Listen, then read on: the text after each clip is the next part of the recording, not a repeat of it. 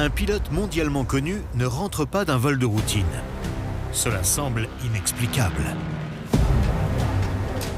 Il n'y avait aucun indice, rien. C'est comme si l'avion s'était volatilisé. Les recherches révèlent un secret terrifiant qui envoie une onde de choc dans le monde entier. Un nombre énorme d'avions a disparu dans cette zone. C'est une zone extrêmement dangereuse.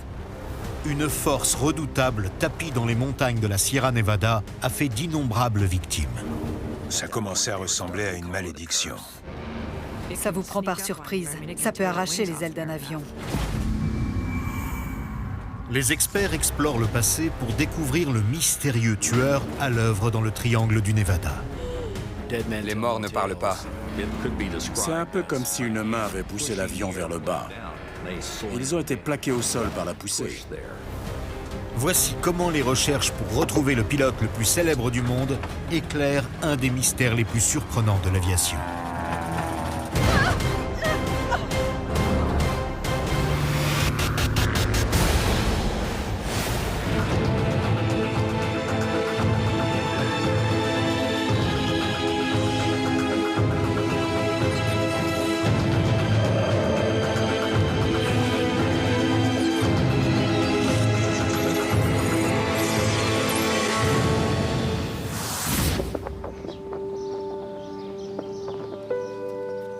« 8h30 du matin, lundi 3 septembre 2007.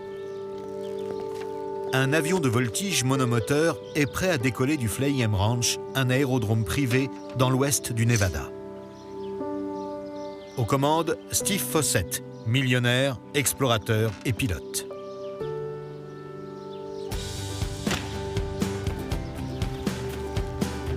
Il a battu des dizaines de records d'aviation à bord de nombreux appareils. Steve Fossett est une légende de l'aviation. C'était quelqu'un qui repoussait sans cesse les limites. Il avait décidé d'améliorer les connaissances sur l'aviation pour réaliser le premier tour du monde sans escale et en solitaire.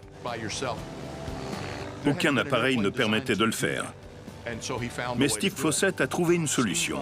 Il était capable de résoudre des problèmes qui étaient auparavant insolubles.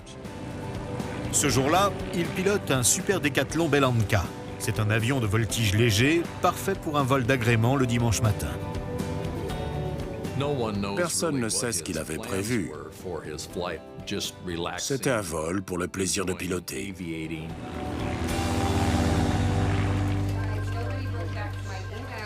Mais le célèbre pilote ne revient pas.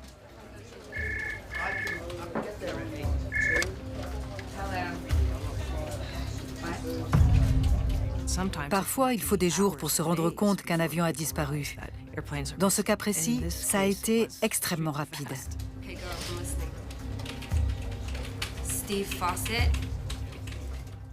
Steve Fossett n'était pas rentré vers 10h30 ou 11h. Les gens se sont inquiétés. À 11h30, ils ont décidé de lancer les recherches. Et les recherches ont commencé vers midi ce jour-là. Il est crucial de réagir vite. Si Steve Fossett s'est écrasé et qu'il a survécu, il est dans une région montagneuse inhospitalière.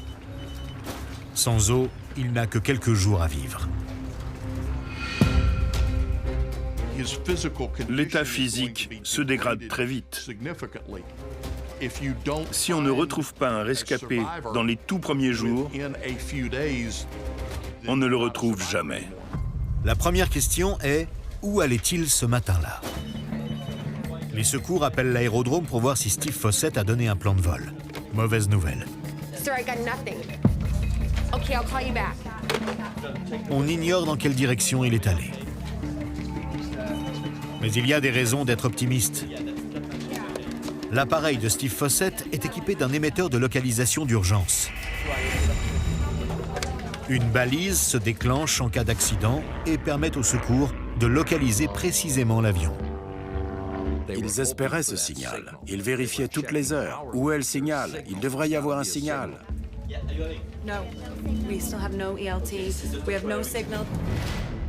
La première semaine, tout le monde espérait encore le retrouver vivant. Les secours balaient la zone en espérant que la balise émette un signal. Les enquêteurs étaient inquiets et frustrés de ne pas avoir d'itinéraire le long duquel chercher. Ils ont été forcés de décider quels étaient les endroits où il était le plus probable que se trouve l'avion. Mais rien n'étayait leur déduction. Personne ne sait où se trouve un des plus grands aviateurs vivants. Mark Rosenker a présidé le CNTB, le Conseil national de la sécurité des transports. Il n'y avait aucun indice, aucun débris, aucun incendie. Il n'y avait rien. C'est comme si l'avion s'était volatilisé. Le Nevada et la Californie lancent la plus grande opération de secours en temps de paix de l'histoire américaine. Le manque d'informations les oblige à procéder par élimination. On rassemble tous ceux qui vont participer à l'opération et on met toutes les idées en commun. On sait que l'appareil ne peut pas être à plus de tant de milles de l'endroit d'où il a décollé. Et ensuite, on essaie de réduire ce champ des possibles. Steve Fossett a-t-il laissé des indices sur l'endroit où il allait? Avant de décoller, a-t-il dit s'il allait vers les montagnes, ou dans l'autre sens, ou juste admirer la vue? Il faut répondre à toutes ces questions pour augmenter la probabilité de telle ou telle zone de recherche. On parle de dizaines de milliers de kilomètres carrés. La zone de recherche couvrait le nord du Nevada et une partie de la Californie et de la Sierra Nevada. C'était chercher une aiguille dans une botte de foin. Et la botte de foin est un terrain montagneux. Pourtant, l'équipe de recherche fait une avancée. Elle repère l'épave d'un avion niché à flanc de montagne. Ils ont vu quelque chose qui ressemblait à une carcasse d'avion. L'excitation a dû être grande.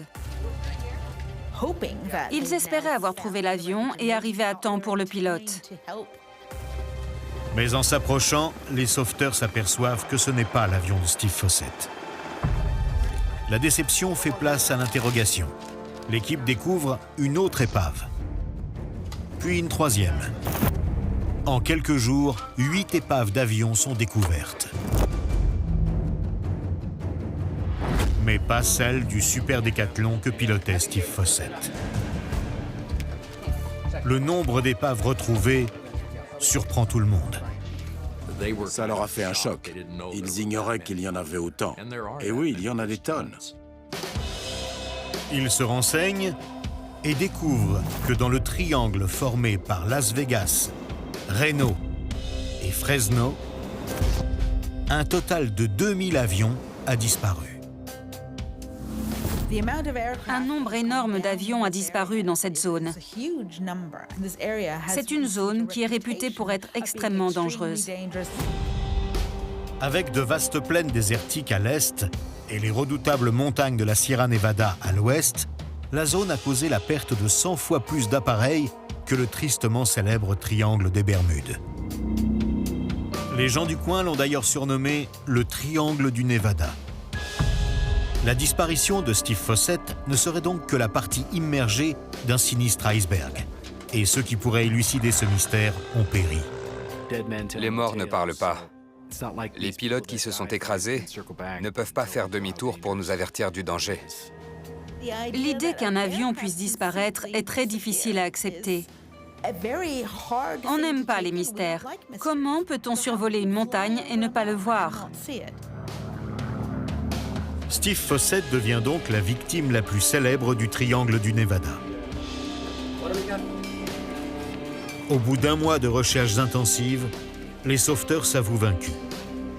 Les recherches sont abandonnées. On était très abattus. On avait l'impression qu'il n'y avait aucun espoir. Personnellement, je pensais qu'il ne serait jamais retrouvé. Mais on se disait quand même qu'il restait une chance, vu la taille de la zone de recherche. Plus d'un an après la disparition dans la Sierra Nevada, un randonneur trouve un portefeuille contenant une importante somme d'argent. I did not recognize the name at first. It didn't click. I was tired. I was in a hurry. But the next morning, me and a few friends put it all together, and we come to the conclusion it was the missing pilot. Quand j'ai appris qu'un portefeuille avait été retrouvé avec plus de 1 000 $ dedans, je me suis dit que c'était celui de Steve Fossett. Je savais qu'il avait toujours beaucoup d'argent liquide sur lui. Le portefeuille est bien celui du milliardaire. Il ne peut pas être loin. Une équipe se rend sur les lieux. On est parti le plus vite possible. Un hélicoptère militaire Black Hawk nous a déposés sur un plateau en haut de la montagne. J'étais avec l'équipe d'intervention. L'intervention est particulièrement difficile. Il a fallu descendre sur une centaine de mètres jusqu'au lieu de l'accident. Je ne l'oublierai jamais. Le manque d'oxygène à cette altitude, le terrain escarpé. C'est à 3000 mètres d'altitude, à flanc de montagne, qu'il trouve enfin le super décathlon. Quand ils ont trouvé l'épave, ils ont compris pourquoi il était impossible de la repérer du ciel. L'avion avait été déchiqueté par l'impact. Il fallait vraiment tomber dessus. Les experts examinent les débris pour trouver des réponses. La presse du monde entier brûle de savoir ce qui est arrivé à l'aviateur milliardaire. Pour les enquêteurs, l'enjeu est immense. Le sort tragique de Steve Fossett pourrait éclairer un mystère bien plus vaste, les disparitions d'aéronefs au-dessus de la Sierra Nevada. Mais si les montagnes recèlent un secret, elles ne le livrent pas facilement. Il a fallu travailler très vite parce qu'une tempête de neige menaçait. On avait peur que tous les débris soient recouverts et de ne pas pouvoir redescendre tout ce dont on avait besoin. Finalement, l'épave est élitreillée. Les enquêteurs tentent de reconstituer l'accident de Steve Fossett. Quand un avion disparaît, un incident mécanique est vu comme la cause la plus probable de la tragédie. On ne savait pas si c'était une erreur humaine ou un problème mécanique, mais on penchait pour le problème mécanique. C'était un excellent pilote, habitué à la pression. Pour un pilote de sa trempe, contrôler son appareil était presque une seconde nature. Les experts lisent dans l'épave comme dans un livre ouvert. Le moteur avait été projeté à 120 mètres du point de l'impact. Ça vous donne l'idée de la vitesse de l'avion au moment de cet impact. On a considéré des problèmes de maintenance. On a regardé s'il y avait une panne d'instrument. On a disséqué le moteur pour voir s'il avait pu y avoir un souci mécanique. Les enquêteurs découvrent avec surprise que le moteur était en parfait état de marche et que le réservoir de carburant était presque plein. Alors, quelle est la cause de l'accident? Y a-t-il quelque chose dans ces montagnes qui fait s'écraser les avions? Un autre épisode tragique du triangle du Nevada a vu des pilotes expérimentés s'abîmer dans cette chaîne de montagnes. Il y a plus d'un demi-siècle, 6 pilotes expérimentés et 32 passagers ont disparu en quelques jours à quelques encablures au nord de l'endroit où l'avion de Steve Fossett a été retrouvé.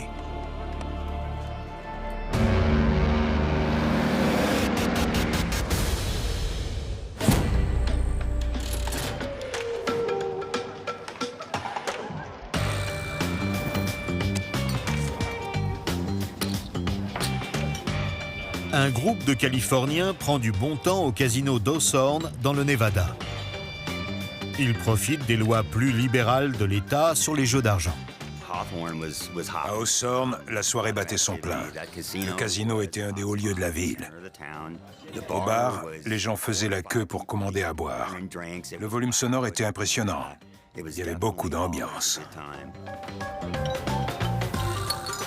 Le groupe est arrivé plus tôt ce soir-là sur un vol qui fait la navette entre Los Angeles et Hawthorne.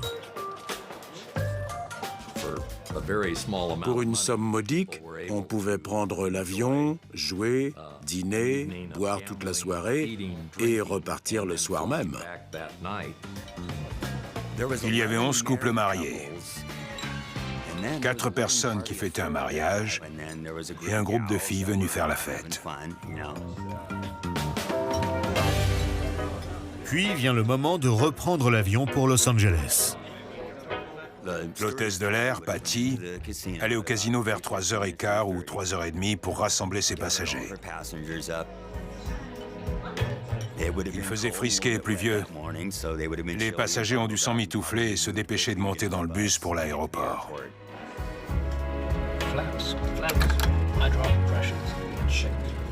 Le pilote et le copilote étaient prêts à décoller. Je suis sûr que les moteurs tournaient quand Patty est arrivé avec les passagers. Ils ont embarqué, il faisait froid, ils étaient pressés de partir. L'hôtesse de l'air était là pour veiller sur ses passagers. Elle les aidait à monter, elle bouclait les ceintures. Patty a fermé la porte de l'appareil, elle s'est assise et l'avion s'est dirigé vers la piste d'envol. Les pilotes ont poussé les moteurs et ils ont disparu dans la nuit en mettant le cap sur l'ouest. L'appareil est surnommé le Casino Spécial. C'est un DC-3 de chez McDonnell Douglas. Sur le vol du retour, les passagers étant fatigués, ils essayaient de dormir. En approchant de la Sierra Nevada, le pilote détecte une violente tempête de neige à l'horizon. Il fait nuit, la tempête approche, les montagnes sont dans l'obscurité. La moindre erreur de navigation peut être catastrophique. Le pilote a voulu prendre la tempête de vitesse, mais la tempête l'a rattrapé.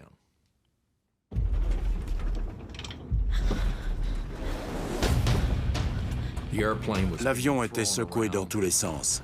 Les passagers s'agrippaient à leur siège.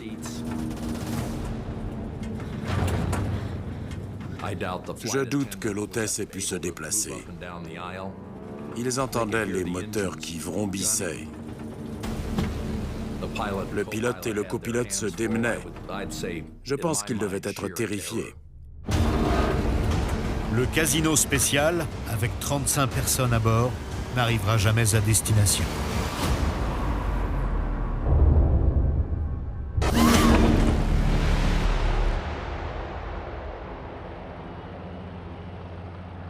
Le contact radio avec le Casino Spécial a été perdu.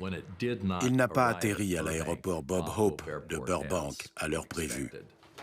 Il y avait un problème.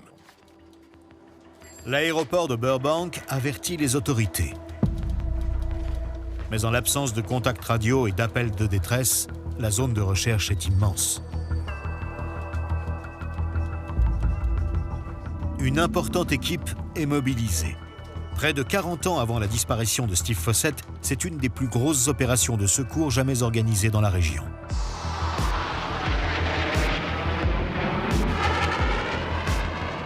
Plus de 1000 personnes au sol les recherchaient. Du personnel de la Civil Air Patrol, de la Marine, de l'Armée de l'air, sur des milliers de kilomètres carrés. Pour rétrécir la zone de recherche, les enquêteurs tentent de reconstituer le trajet de l'avion. La Civil Air Patrol a toujours eu une approche optimiste. Il y a peut-être des survivants. C'est important d'être optimiste et de mener les recherches de manière intensive, car dans ces conditions, par ce froid, c'est une course contre la montre. Mais une énorme tempête de neige s'est installée sur les sommets de la Sierra Nevada et sur une partie du Nevada. Des avions sillonnent la zone à la recherche du DC-3 disparu. Mais la tempête fait une autre victime, justement des avions de recherche. Un avion de la Civil Air Patrol s'est écrasé dans les montagnes. Les pilotes ont été gravement blessés, mais ils ont été secourus au bout de quelques jours et ils ont survécu.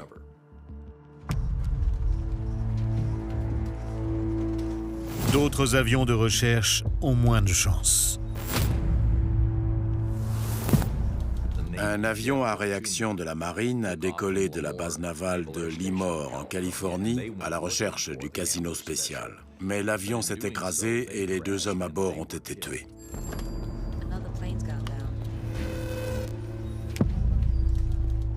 La marine a lancé un avion à la recherche du TA-4 Skyhawk disparu, qui s'est écrasé aussi. Les 2 pilotes en ont réchappé par miracle et ils ont été secourus par hélicoptère. Au total, 5 avions de recherche s'écrasent et 5 autres personnes périssent. Même des pilotes militaires expérimentés ne peuvent échapper au triangle du Nevada. Ça commençait à ressembler à une malédiction. 5 morts en plus des 35 disparus. Malgré les efforts de l'équipe de recherche, le casino spécial reste introuvable. Sans avion à examiner, les enquêteurs ne peuvent que spéculer sur les causes de l'accident. Une théorie est que la météo hivernale a entraîné la formation de glace sur l'appareil. Le givre et les tempêtes de neige étaient un danger majeur. Le DC-3 a été conçu au début des années 1930. Il se pilote à la main. Ça demande une grande concentration et un grand effort physique. On se demande en permanence si de la glace est en train de se former, si le dégivrage fonctionne, si les choses s'améliorent ou pas, s'il faut changer de cap ou pas. Ça n'arrête pas. On ne laisse pas de glace se former sur l'appareil. La glace peut avoir des conséquences dévastatrices sur un avion en vol. Non seulement la glace sur les ailes alourdit l'avion, mais elle réduit aussi sa portance. Tout à coup, le flux laminaire de l'air sur l'aile est perturbé. Ça diminue les performances de l'appareil. Est-ce cela qui a causé la perte du casino spécial? Tant qu'il n'a pas été retrouvé, impossible de le savoir.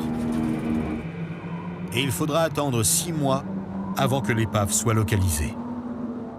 Le lieu de l'accident était accessible uniquement par hélicoptère. Le spectacle était abominable. Un seul corps était resté intact. Il y avait des effets personnels éparpillés. Et des restes humains. Il a fallu du temps pour tout nettoyer. C'était affreux. Difficile à décrire. Il a fallu découper des parties du fuselage pour réussir à y entrer et pour y recueillir des indices. Quand on regarde les débris et le lieu du crash, il ne fait aucun doute que les passagers sont morts sur le coup. L'avion volait à 280 km/h. L'impact, à lui seul, leur a fait perdre connaissance. Ils n'ont pas souffert. Ils sont morts sur le coup. Mais y a-t-il eu formation de glace? La glace aurait fondu depuis longtemps, mais les enquêteurs cherchent les vannes qui libèrent l'antigel. Si elles sont fermées, la cause de l'accident est évidente. Mais une surprise attend les enquêteurs. Les vannes de dégivrage pour les hélices et pour les essuie-glaces étaient grandes ouvertes. Les pilotes avaient fait ce qu'il fallait en répandant de l'antigel et en assurant l'intégrité aérodynamique de l'avion. Une autre avarie a-t-elle provoqué l'accident? La queue et l'extrémité des ailes, après la fonte des neiges, étaient les seules parties de l'avion encore reconnaissables. Des instruments ont été retrouvés et analysés autant que possible. Tout semblait normal, il n'y avait pas eu de défaillance et le pilote n'avait envoyé aucun appel de détresse. Mais l'emplacement du crash révèle que le pilote s'est écarté du plan de vol autorisé. Cette nouvelle trajectoire est-elle à l'origine de la tragédie?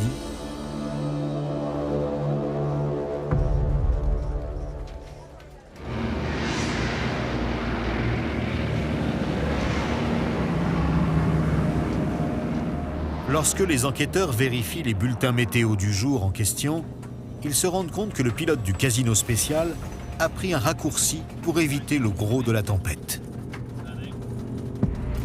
Quand on vole dans une tempête de neige, on perd très vite ses repères visuels. On est désorienté. C'est une cause courante d'accidents. Mais le pilote connaît bien son nouvel itinéraire. Il a choisi cet itinéraire pour gagner du temps. Il l'avait déjà emprunté. Les enquêteurs savaient que c'était dans ses habitudes. Même avec une visibilité réduite, le pilote devrait savoir exactement où il se trouve. Grâce à sa vitesse de vol et à son cap, fourni par le compas, il peut calculer sa position. Ils allaient vite sortir de la tempête. C'était une question de 15 ou 20 minutes. Et après, c'était bon. Alors pourquoi l'appareil s'est-il écrasé contre une montagne? Les enquêteurs épluchent les bulletins météo à l'heure de l'accident. Ils s'aperçoivent que le pilote volait contre de forts vents de face. Ces forts vents de face ont pu fausser l'affichage de la vitesse. S'ils avaient su qu'ils volaient dans des vents de 45 nœuds, les choses auraient été complètement différentes.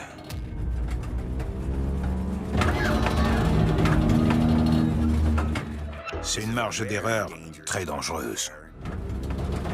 Alors que l'avion lutte contre la tempête, les vents de face brouillent les capteurs de l'avion qui indiquent une vitesse supérieure à la vitesse réelle. Ces indications erronées faussent les calculs du pilote qui pense avoir parcouru plus de distance qu'il n'en a réellement couvert. Ils ne voient rien. Ils volent aux instruments.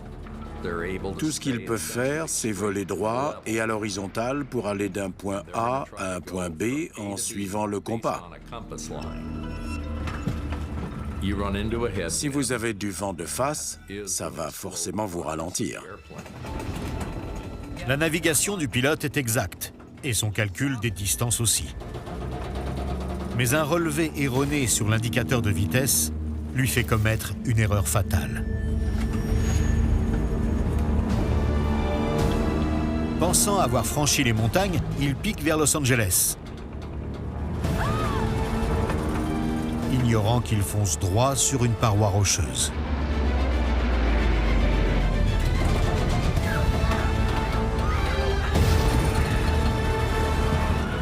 En pleine nuit et en pleine tempête, quand les pilotes voient la montagne, il est déjà trop tard.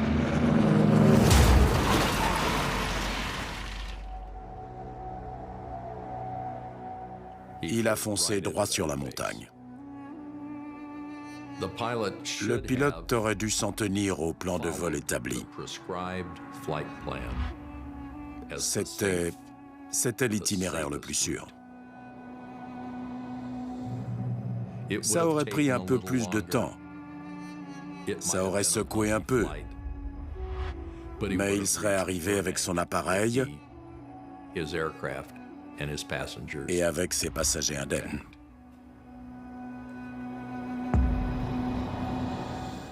Beaucoup de gens ont été touchés par cet accident. Ils ont donné à leurs enfants ou à leurs petits-enfants le nom de proches qu'ils ont perdus. Il leur manque encore aujourd'hui.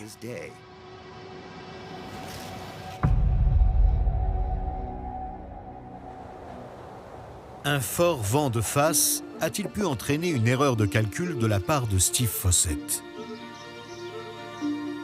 Le ciel était dégagé ce jour-là.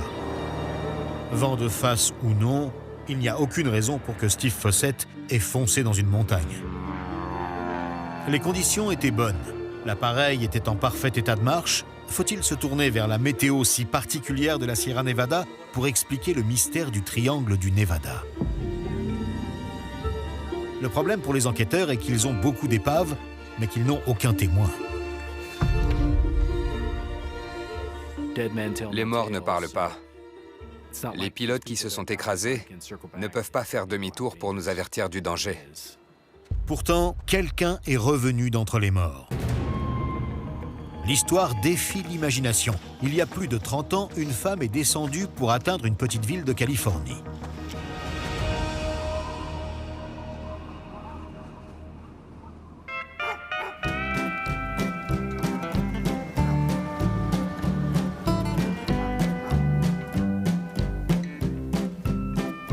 Avril 1976, Independence, Californie, une petite bourgade à la limite ouest du triangle du Nevada.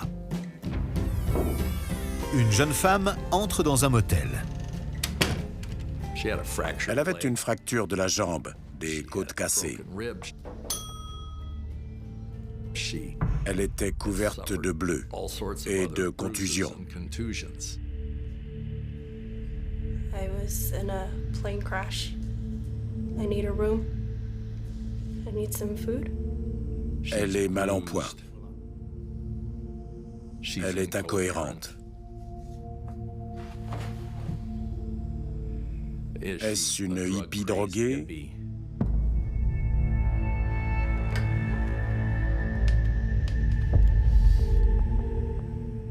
Qui est-elle? C'est à l'hôpital qu'on s'aperçoit à quel point elle a frôlé la mort. Elle a pu sourire. C'était le soulagement, le salut. À quelques heures près, elle serait morte à cause du sang qu'elle avait perdu. Elle s'appelle Lauren Elder. C'est la seule rescapée d'un crash à haute altitude dans la Sierra Nevada. Son incroyable destin apportera un indice crucial sur les nombreuses disparitions d'avions dans le triangle du Nevada. Son histoire, c'est celle de quelqu'un qui a survécu aux pires épreuves.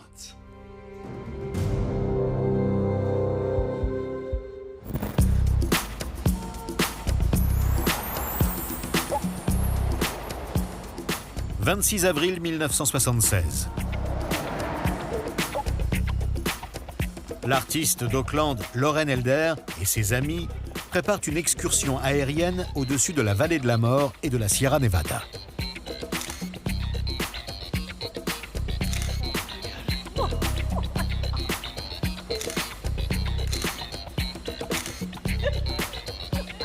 Ils sont impatients de survoler les montagnes. Lauren a un intérêt tout particulier dans ce vol. Elle était intéressée par le vol car elle adorait la photographie. Quand on survole des montagnes magnifiques et sauvages, on peut faire de belles photos. Il monte dans un Cessna 182, un avion qui ressemble à celui que pilotait Steve Fossett. Au moment du décollage, il fait beau et chaud à Oakland. Aucune tempête ne menace.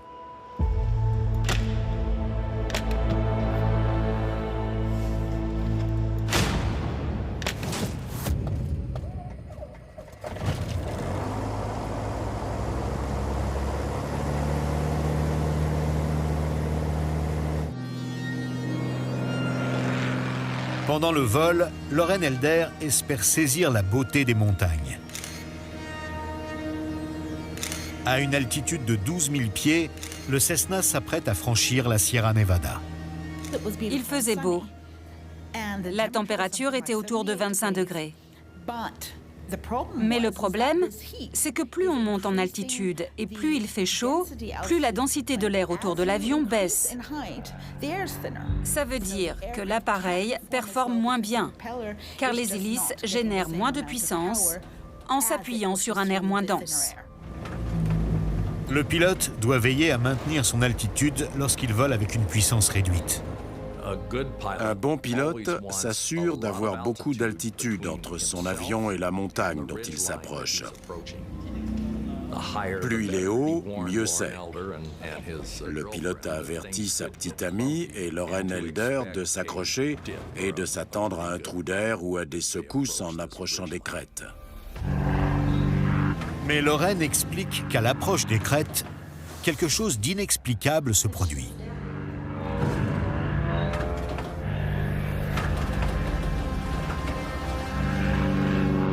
L'avion chute brusquement contre le flanc de la montagne.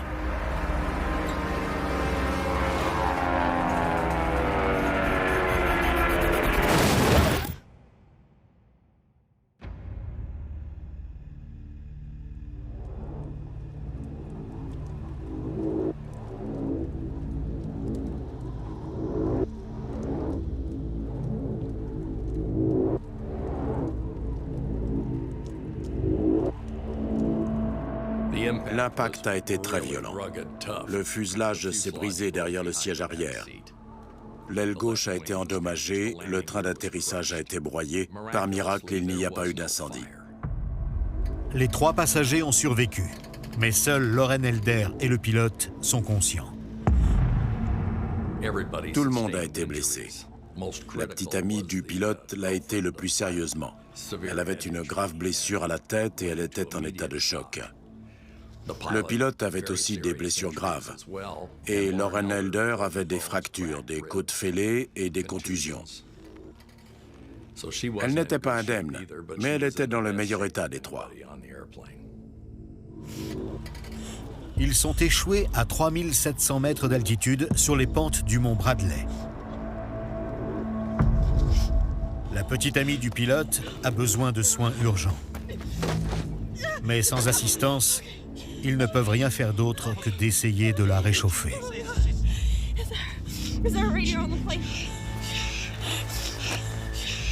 Hey, is there a radio in the plane?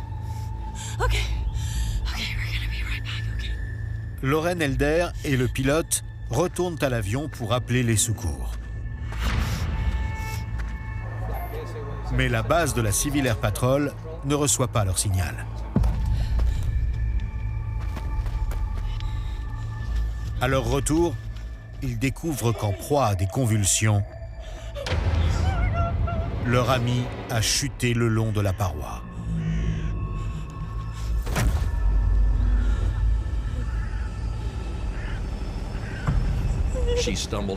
Elle a dévalé la pente, loin d'eux, où elle est décédée par la suite. À Auckland, où l'avion n'est pas revenu comme prévu, une équipe décolle à la recherche du Cessna 182. Mais sans parvenir à localiser l'appareil. À ce stade, même le pilote est désorienté et dans un état de confusion. Ils ne peuvent qu'espérer survivre assez longtemps pour être secourus. Ils sont en haut d'une montagne, la descente est ardue. Ils ne sont pas vêtus pour ce genre de température. Ils sont vêtus pour les 25 degrés qu'il faisait à Auckland. Ils ne sont pas du tout préparés. La nuit tombe, la température chute. Loren Elder et le pilote tentent de survivre. Ils s'abritent dans la carcasse et se serrent l'un contre l'autre. Ils se pelotonnent l'un contre l'autre. Je pense que le pilote n'a pas réalisé à quel point il est dans un état critique, mais il le comprend au cours de la nuit. Il a de la difficulté à respirer, il a mal partout. Loren n'est pas médecin. Elle ne peut pas faire grand-chose d'autre cette nuit-là que d'être présente pour le pilote, d'essayer de lui tenir chaud et d'essayer elle-même de se réchauffer. Elle fait tout ce qu'elle peut faire. Pendant la nuit, le pilote succombe à ses blessures internes et à l'hypothermie. Au matin, c'était fini.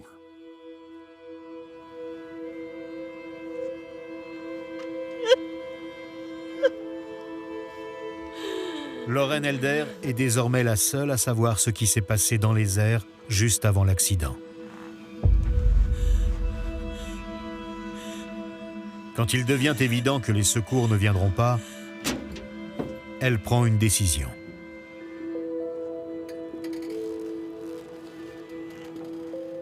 Elle s'est dit, si je passe une autre nuit ici, je vais mourir de froid. Je vais essayer de marcher.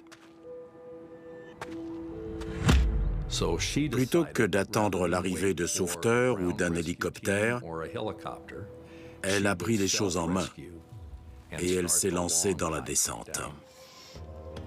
Vu son état physique, cette décision équivaut à une condamnation à mort. Il n'y avait pas de chemin. Le terrain était accidenté, à pic, escarpé. En descendant, elle avait des hallucinations. Voyait-elle des gens, une maison?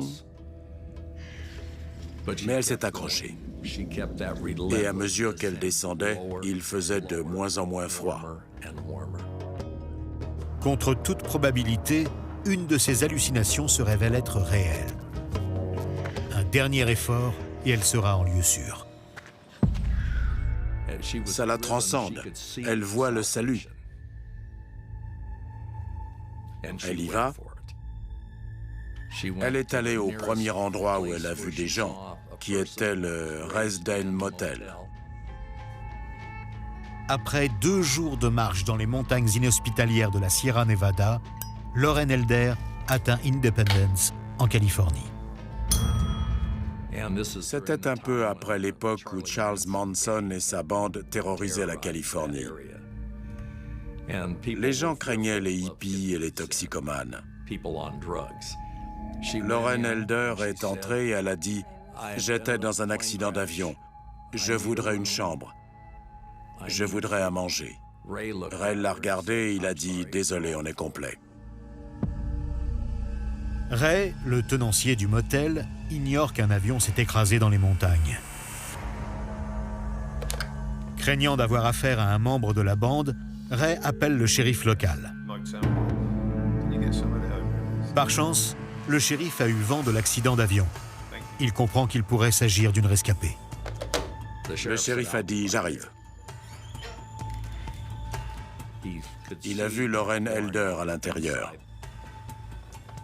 Il est entré et il a dit « Vous êtes Lauren Elder ?» Elle a répondu « Oui ». Il a dit « Venez avec moi, je vous emmène à l'hôpital ». Elle était sauvée. À l'hôpital, Lauren Elder peut enfin raconter son histoire. Elle se rappelle que le vol s'est déroulé normalement jusqu'à l'approche des montagnes. En atteignant la crête, l'avion a été poussé vers le bas par une force invisible. À l'approche de la crête, c'est un peu comme si une main avait poussé l'avion vers le bas et l'avait projeté au sol. Ils n'ont pas dévié vers le haut ou le bas. Ils ont été plaqués au sol par la poussée. L'appareil a plongé. C'était comme être sur des montagnes russes. Le monde se dérobe sous vos pieds. Votre estomac est tout retourné, vous êtes en chute libre. Lauren regarde devant elle et il fonce droit sur la paroi d'une montagne. L'accident vécu par Lauren Elder comporte de nombreuses ressemblances avec celui de Steve Fossett. Il s'agit de 2 pilotes expérimentés qui connaissaient la région et l'analyse des débris suggère que l'appareil du milliardaire a heurté le sol à une vitesse élevée.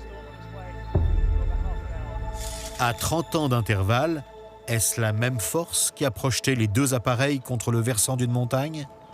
Et si c'est le cas, quelle est cette force? Après des décennies d'accidents d'avion dans la Sierra Nevada, les enquêteurs sentent qu'ils sont tout près de la solution. Ils appellent les météorologues en renfort. On ne peut pas parler aux pilotes décédés, mais il y a des décennies de bulletins météo à interroger. On recueille toutes les infos possibles sur le lieu du crash. Puis l'équipe en discute et se penche sur les conditions météo. Ce sont des données historiques disponibles qui sont analysées par des spécialistes. Des constantes émergent. Même pendant les jours de beau temps, comme celui du crash de Steve Fossett, une force invisible redoutable semble intervenir. L'interaction entre désert brûlant, haute montagne et fraîcheur des vents marins peut créer d'étranges courants d'air. Un phénomène météorologique attire particulièrement l'attention, l'onde de montagne. Peu de gens se demandent ce qui se passe à 3 ou 4 000 mètres d'altitude dans l'atmosphère. Les vents frais de l'océan atteignent les montagnes de la Sierra Nevada. Une fois les sommets franchis, il rencontre l'air chaud du désert et déferle vers le sol. Cette force de haut en bas fonctionne comme une vague qui peut faire s'écraser un avion. Comme les vagues de l'océan, l'onde de montagne est imprévisible.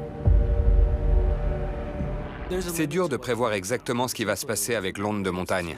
C'est dur de savoir quand elle va déferler et où elle va déferler. Ça vous prend par surprise et vous vous retrouvez au milieu d'ondes qui déferlent. Ça peut arracher les ailes d'un avion. La topographie unique de la Sierra Nevada semble rendre ces ondes particulièrement redoutables. La seule chose qui soit pire, c'est de voler à travers une tornade. Des courants ascendants ou descendants peuvent faire monter ou chuter un avion de 1500 mètres. Les météorologues rassemblent les données et modélisent la force du vent le jour de l'accident de Steve Fossett. Les scientifiques et les météorologues du NTSB ont établi que l'avion avait subi un courant descendant d'environ 400 pieds par minute. À l'altitude nécessaire pour franchir ces montagnes, l'avion de Steve Fossett n'est capable de monter qu'à 300 pieds par minute. Quel que soit le talent du pilote, le courant descendant est plus puissant que le petit monomoteur. Dès qu'on vole au-dessus d'un relief élevé, les performances de l'avion baissent parce que l'air est moins dense. La capacité de monter est diminuée, ce qui fait qu'on a moins de marge en cas de besoin. Les experts pensent que Steve Fossett, malgré toute son expérience, n'a pu résister à cette onde toute puissante qui le poussait contre la montagne. Dans un appareil léger, on ne peut rien faire contre cette descente. On n'a pas la capacité de l'empêcher. Va-t-on réussir à s'en sortir avant de heurter le sol? C'est ça la vraie question. Il n'y a rien à faire. Il faut attendre que ça passe. On est à la merci de ce courant descendant, et la pire chose à faire serait de redresser ou de l'affronter, parce que c'est lutter contre quelque chose d'invincible. C'est comme lutter contre un gigantesque courant qui vous submerge. Vous poussez le moteur à fond, vous redressez le plus possible, mais vous foncez quand même droit dans la montagne. En particulier par temps clair, des pilotes expérimentés deviennent la proie de l'onde de montagne. Ça explique pourquoi tant d'appareils s'écrasent en montagne en luttant contre les courants invisibles et imprévisibles qui déferlent sur eux. Il faisait beau, le ciel était bleu, mais il y avait de fortes rafales au-dessus des montagnes. Steve Fossett avait le goût du risque, mais ce jour-là, il a fait le mauvais choix. Quelques semaines plus tard, tout près de l'endroit où le randonneur a trouvé son portefeuille, des restes humains sont découverts. Les tests ADN concluent qu'il s'agit bien des os de Steve Fossett. Le pilote milliardaire est déclaré mort. J'espérais juste qu'il n'avait pas souffert. Quand j'ai vu les photos de l'épave, j'ai pensé que dès le moment de l'impact, il avait perdu connaissance. J'ai été amené à appeler Madame Fossett pour lui faire part de ce qu'on avait découvert. Ce n'est jamais facile d'annoncer le décès d'un être cher à ses proches. Elle a été très reconnaissante au CNTB d'avoir réussi à faire la lumière sur cet accident. Le pilote milliardaire n'est pas mort en vain. Le monde de l'aviation a été surpris par ce qui est arrivé à Steve Fossett. Ça a montré à quel point ce phénomène d'onde de montagne est puissant et à quel point il est dangereux de voler près de hautes chaînes de montagne. La disparition de Steve Fossett a alerté le monde entier sur les dangers du triangle du Nevada. Les pilotes savent désormais à quel point l'onde de montagne peut être imprévisible. Si elle a tué un pilote de ce niveau, elle peut en tuer d'autres. Quand on survole des montagnes, la prudence est de règle.